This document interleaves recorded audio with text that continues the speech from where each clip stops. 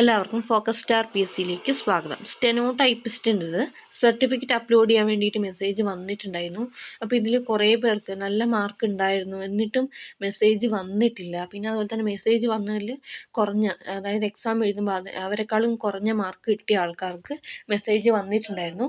പിന്നെ മെസ്സേജ് വന്നതിന് ശേഷം പിന്നീട് എപ്പോഴെങ്കിലും മെസ്സേജ് വരുമോ തുടങ്ങിയ കാര്യങ്ങളാണ് എല്ലാവർക്കും ഡൗട്ട് ഉണ്ടായിരുന്നത്.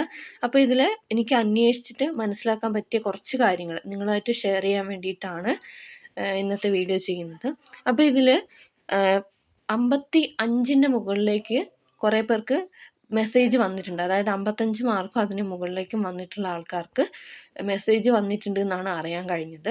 പിന്നെ ചിലർക്ക് 60ന് മുകളിൽ മാർക്ക് ഉണ്ടായിട്ട് മെസ്സേജ് വന്നിട്ടില്ല എന്ന് പറഞ്ഞിരുന്നു. അപ്പോൾ അതിന് ഒരു റീസൺ നമ്മൾ അറിയാൻ കഴിഞ്ഞത് എന്താണെന്ന് വെച്ച് കഴിഞ്ഞാൽ, ഈ വർഷം തന്നെ വേറെ ഏതെങ്കിലും പോസ്റ്റിന് സർട്ടിഫിക്കറ്റ് അപ്ലോഡ് ചെയ്തിട്ട് വെരിഫൈ ചെയ്തവർ, അതായത് ഇതുപോലെ മെസ്സേജ് വന്നിട്ട് സർട്ടിഫിക്കറ്റ് അപ്ലോഡ് ചെയ്തവർക്ക് മെസ്സേജ് വന്നിട്ടില്ല എന്നാണ് അറിയാൻ കഴിഞ്ഞത്.